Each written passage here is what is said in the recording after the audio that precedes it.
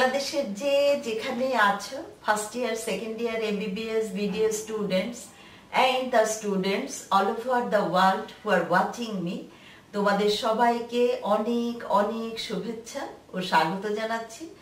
আমি ডাক্তার চন্দনা সরকার, সহযোগী অধ্যাপক ও বিভাগীয় প্রধান anatomy department, Patuakhali medical college, Patuakhali. আমাদের আজকের টপিক রিব পার্ট 1। আমরা আজকে কি পড়ব? What is rib, classification of ribs and the description of typical ribs। আর পরের ক্লাসে পড়ব atypical ribs। তো শুরু করি। What is rib? Ribs are thin, carved, elongated flat bones। দেখো, there are 12 pairs of ribs which form the largest part of the thoracic case। This is the thoracic case। thoracic case form করে কে কে?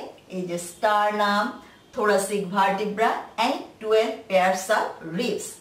The greater contribution car? 12 pairs of ribs। তো বললাম কি যে what is rib? They are thin, elongated, curved and flat bones। Sternum and ribs both are flat bones, and we know flat bones usually ossify from membranous ossification, but sternum and ribs they ossify from intracartilaginous ossification। তাহলে morphologically এরা flat বোন, কিন্তু অসিফিকেশনটা কিরকম? intracartilaginous ossification। and ribs represent the detached costal element of the thoracic vertebra।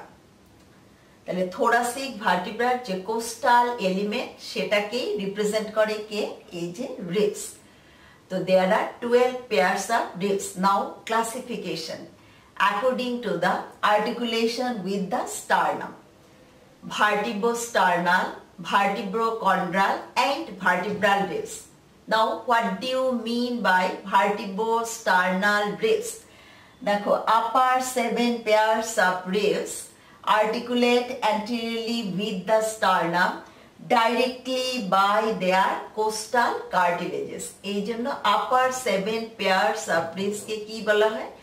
vertebrosternal। 8th, 9th and 10th ribs they articulate with the sternum indirectly by their upturned end of the costal cartilage। এই জন্য এদেরকে বলা হয় কি? vertebrochondral ribs। and the 11th and 12th pair of ribs they articulate with the vertebra posteriorly। they do not articulate with the sternum anteriorly। their anterior ends are sheath, so they are termed as vertebral ribs or floating ribs। তাহলে দেখো, vertebrosternal ribs upper 7 pairs of ribs, vertebrochondral ribs 8th, 9th and 10th pairs of ribs, and 11th and 12th pairs of ribs are termed as vertebral ribs। এটা গেল কি? according to the articulation with the sternum and vertebra, and each rib articulates posteriorly with the thoracic vertebra and anteriorly with the sternum except the 11th and 12th pairs of ribs। আর একটা classification কি? typical ribs and atypical ribs। তো typical ribs বলতে আমরা কাদেরকে বুঝি?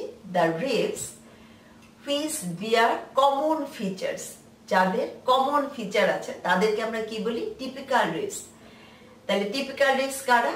3rd to 9th pairs of ribs are termed as typical ribs।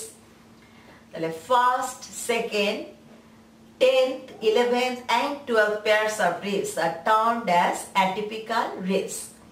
আবার এই যে আমরা বললাম vertebrosternal upper 7 pairs of ribs, এই vertebrosternal ribs গুলিকে true ribs ও বলা হয়। lower 5 pairs of ribs they are also termed as false ribs।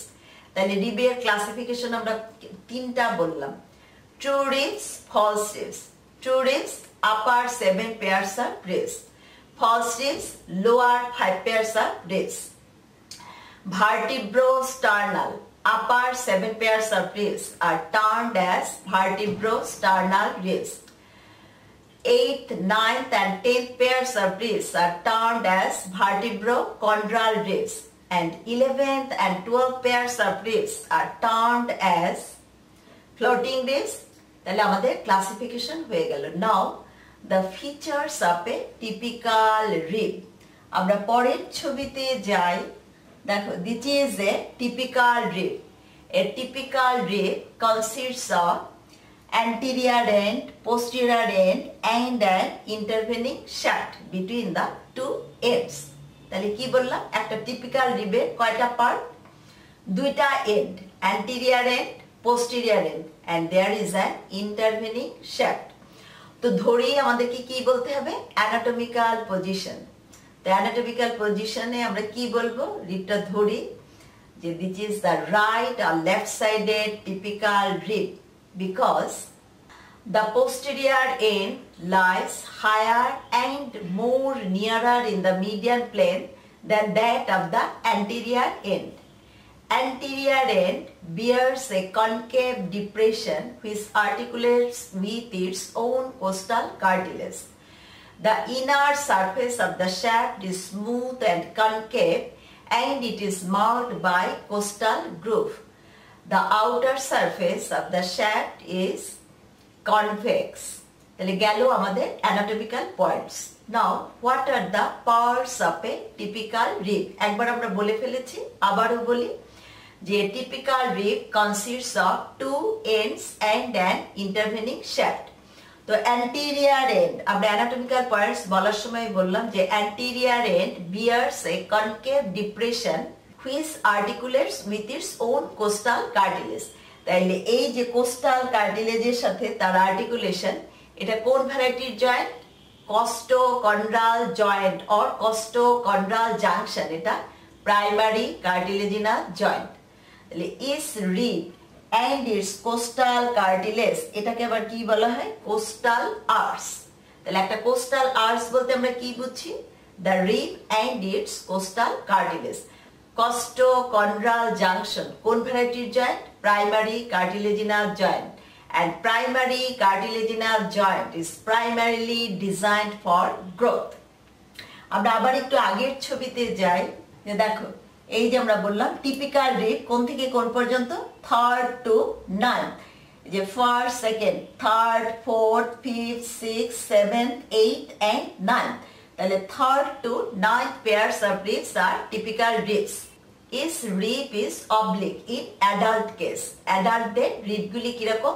oblique. But in case of children below 2 years তাদের রিবসগুলি কিরকম? horizontal. Obliquity কখন স্টার্ট হয়? at the age of 2 years. এবং obliquity completely attain করে কখন? at the age of 6 years. এই যে obliquity, due to obliquity of the ribs, adultদের respiration-টা কিরকম? thoracic type.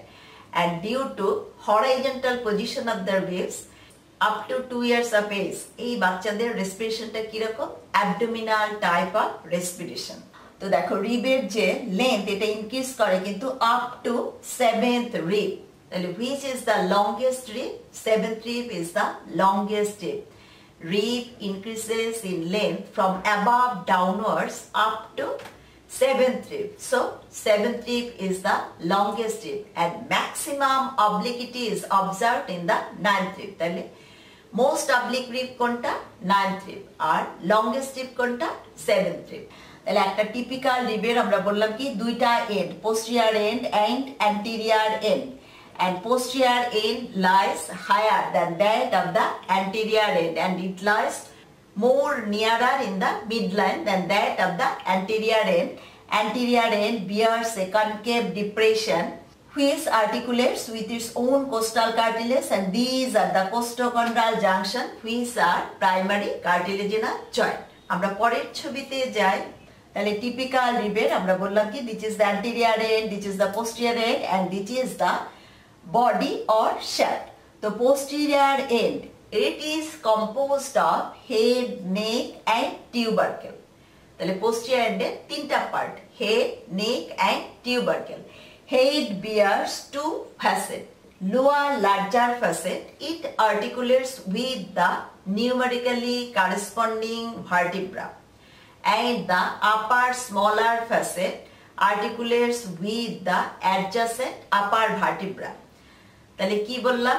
Head bears two facets separated from each other by a crest.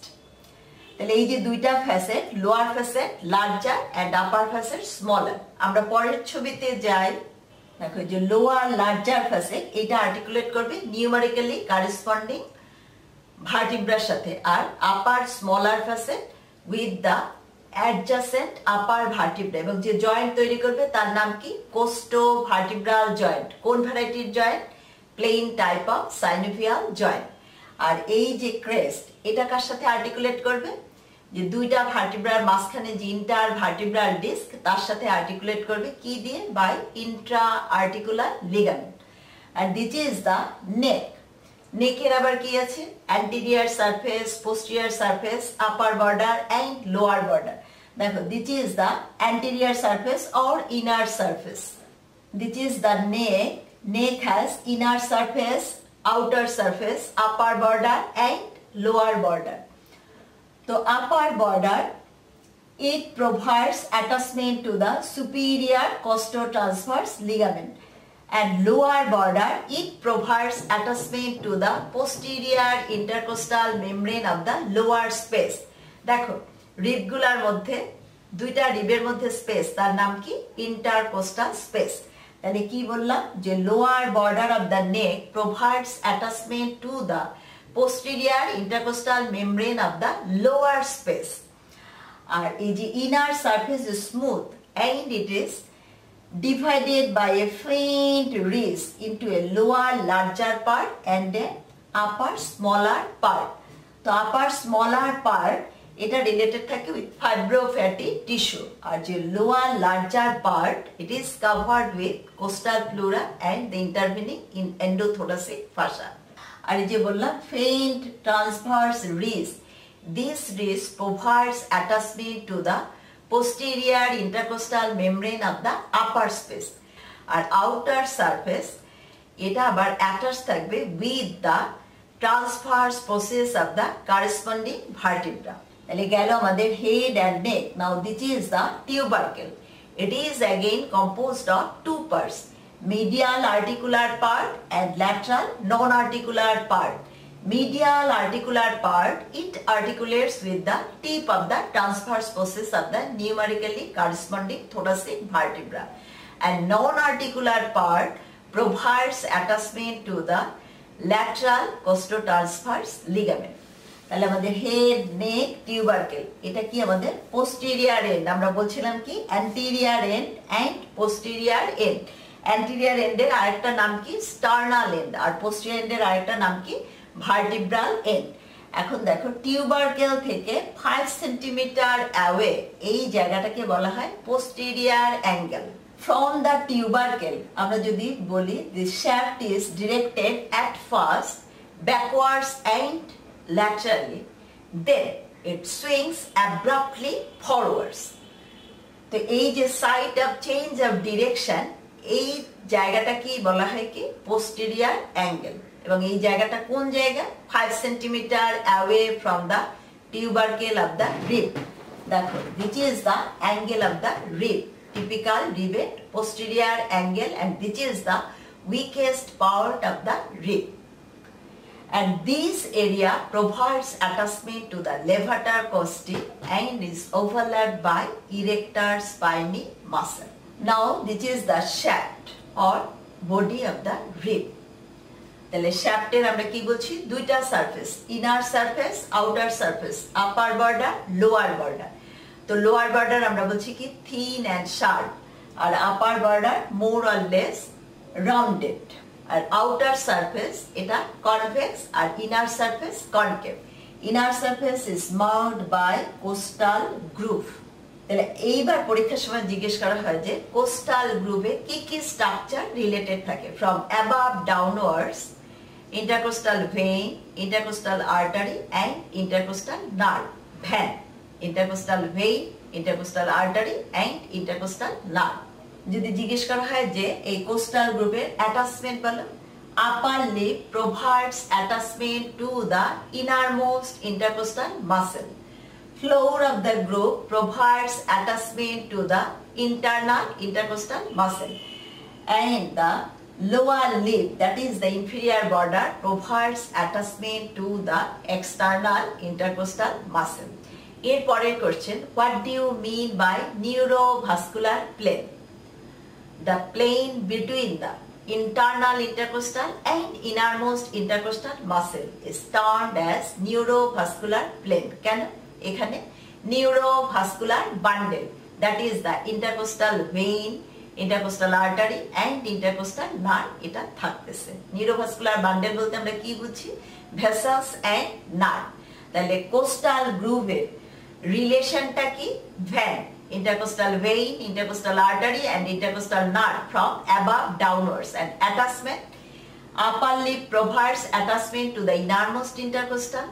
Floor provides attachment to the internal intercostal, and the lower lip or the inferior border of the rib provides attachment to the external intercostal. And upper border of the rib, it splits into inner lip and outer lip. দেখো, this is the upper border. এটা আবার দুইটা lip, inner lip and outer lip. Outer lip provides attachment to the external intercostal, and inner lip provides attachment to the internal intercostal and innermost intercostal. তাহলে this is all about the typical rib. আমরা আবার একটু recapitulate করি। typical rib, it is composed of two ends and an intervening shaft. Anterior end and which is the posterior end. Anterior end is termed as sternal end, and it bears a concave depression for articulation with its own costal cartilage and forms the costochondral junction, which is a primary cartilaginous joint. And posterior end, it is composed of head, neck and tubercle. Head bears two facets. Lower larger facet articulates with the numerically corresponding vertebra, and the upper smaller facet articulates with the adjacent upper vertebra and forms the costovertebral joints. Costovertebral joint, কোন ভ্যারাইটির joint? Plain varietal synovial joint. Tubercle medial portion articular and lateral portion non-articular. Medial portion articulate with the tip of the transverse process of the numerically corresponding vertebra and form the costo-transverse joint, which is also a plain varietal synovial joint. এবং নেক আমরা কি বলছি? আপার border, lower border, inner surface, outer surface. Outer surface is attached with the anterior surface of the transverse process of the thoracic vertebra, and inner surface is divisible into two parts by a faint transverse ridge. This faint transverse ridge provides attachment to the posterior intercostal membrane of the upper space, and the lower border of the neck provides attachment to the posterior intercostal membrane of the lower space, and upper border of the neck provides attachment to the superior costotransverse ligament. আর shaft কি বললাম? It has outer surface, inner surface, upper border, lower border. Outer surface convex, inner surface concave and smooth, and is marked by costal groove. Costal groove এর relation কি? Intercostal vein, intercostal artery and intercostal nerve. আর attachment কি? Upper lip provides attachment to the innermost intercostal. Floor provides attachment to the internal intercostal, and lower lip provides attachment to the external intercostal. এরপরের question, এই যে আমরা বললাম van, intercostal vein, intercostal artery and intercostal nerve. তাহলে intercostal artery anteriorly কিন্তু থাকে দুইটা intercostal artery, anterior intercostal artery, R posteriorly one posterior intercostal artery in each intercostal space. আমরা পরের ছবিতে যাই, দেখো anteriorly প্রত্যেকটা স্পেসে these are the intercostal space, first, second, third, fourth, fifth, sixth. তাহলে প্রত্যেকটা স্পেসে দুইটা করে থাকবে anterior intercostal artery, আর posteriorly থাকবে one posterior intercostal artery. তো next question, anterior intercostal artery car branch? up to 6 space. Anterior intercostal arteries are the branches of the internal thoracic artery. এর পরের যে তিনটা space 7th, 8th and 9th space, এইখানে যে anterior intercostal artery, they are the branches of the musculophrenic artery. দেখো internal thoracic artery এটা 6th intercostal স্পেসে দুইটা ভাগে ভাগ হয়ে যায়, musculophrenic artery and superior epigastric artery. This is the musculophrenic artery and this is the superior epigastric artery. তাহলে up to 6 space anterior intercostal arteries are the branches of the internal thoracic artery, and the next 3 spaces they are the branches of the musculophrenic artery. And posterior intercostal artery তারা কার branch, আমরা পরের ছবিতে যাই। দেখো posterior intercostal artery, first and second posterior intercostal artery তারা আবার কার branch, superior intercostal artery branch, and superior intercostal artery তারা আবার কার branch, costo-cervical truncated branch, and the rest of the posterior intercostal arteries are the branches of the descending thoracic aorta. এরপর আরেকটা আমরা কি বলছি, intercostal nerve. আমরা পরের ছবিতে যাই। দেখো রিলেশনটা, এই যে বললাম intercostal vein, intercostal artery and intercostal nerve এইভাবে থাকে কোস্টাল গ্রুপে, vein intercostal vein, intercostal artery and intercostal nerve. আমরা পরের ছবিতে যাই। Next question, what do you mean by intercostal nerve? Intercostal nerve কাকে বলে? এই যে ventral rami of the upper 11 thoracic spinal nerves are termed as intercostal nerve. This is the spinal nerve. একটা spinal nerve কিভাবে তৈরি হয়? এই যে by the ventral and dorsal root of the spinal cord, এই দিয়ে তৈরি হলো কি আমাদের spinal nerve. Spinal nerve তৈরি হওয়ার পরে কি তারা দুইটা ভাগে ভাগ হয়ে গেল। This is the ventral ramus and this is the dorsal ramus. Plural number কি, রামাই। তাহলে বলছি কি যে ventral Ramai of the upper 11 thoracic spinal nerves are termed as intercostal nerve. এটা কিন্তু তোমাদের একটা রিটেনেরও কোশ্চেন যে ড্র অ্যান্ড লেভেল এ টিপিক্যাল ইন্টারকোস্টাল নার্ভ। তাহলে this is all about the rib part 1। তোমাদের যদি ভালো লেগে থাকে তোমরা লাইক, শেয়ার, কমেন্ট করো। আর এটা ভালো করে পড়ার জন্য আমার একটা বই আছে, easy practical anatomy for thorax, OSPE and fibre. বইটা তোমরা কিছুদিনের মধ্যেই পেয়ে যাবে। তোমাদের সাথে আবারও কথা হবে অন্য কোনো টপিক নিয়ে। সেই পর্যন্ত তোমরা সবাই ভালো থাকো, সুস্থ থাকো। তোমাদের সবাইকে অনেক অনেক ধন্যবাদ।